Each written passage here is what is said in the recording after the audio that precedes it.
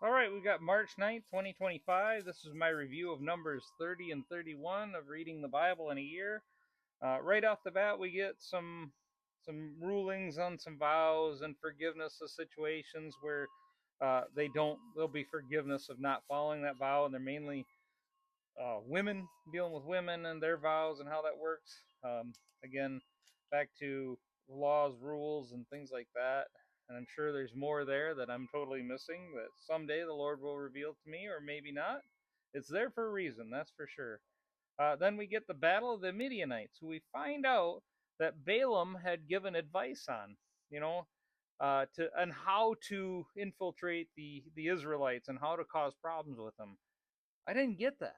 I didn't get that in the reading, and I've done some studies on Balaam in the past. I know he's brought up in a lot of different scriptures, in Peter and in Revelation and Nehemiah, Joshua. He's there as well, um, and he's kind of talked about as being a villain. Whereas in this version, the earlier readings from Numbers, it kind of shows that he did what God told him to do.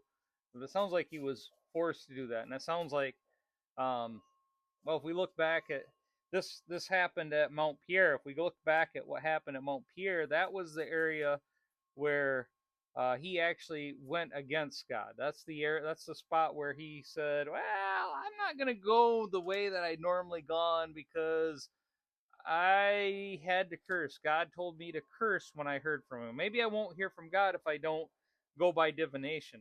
And so he didn't do that. But that's where it's saying that he got advice, or Balaam gave advice on how to cause a problem with the people of Israel, which we find out that the Midianites had slept with the Israelite men and brought in their gods, their foreign gods, and served them, caused them to uh, serve those idols. But it cost Balaam his life. What good is that? You know, he did that for personal gain. The lure of personal gain for Balaam is what caused him failure there. And the same thing, he knew that would cause problems with the Israelites as well. Um,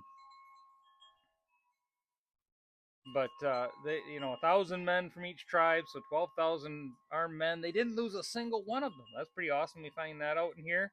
Um, they get on to what else did they come up here? They had great success in defeating the Midianites, but they didn't kill all the people that led them away from God. Um, and then they had to kill some of their captures to make sure they stayed in favor with God over this.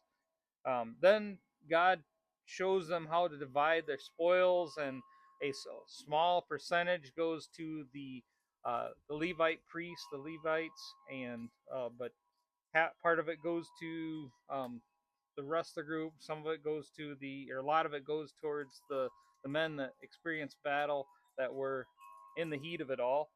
Um, so a lot of different things going on there, and um, just there's a lot to that. But I think the most important thing that I get out of this is the things of the world that are causing us to stray away from God. That those we need to get rid of. We need to do our best to move past them. Get them gone. Don't even hold on to a glimpse of them, because they will cause us problems. They will cause us to stumble later on. So make that a point to our daily living, is to, when something causes us to stumble, kill it, get it gone, get it out of our lives, right? So that's my big takeaway from the reading today.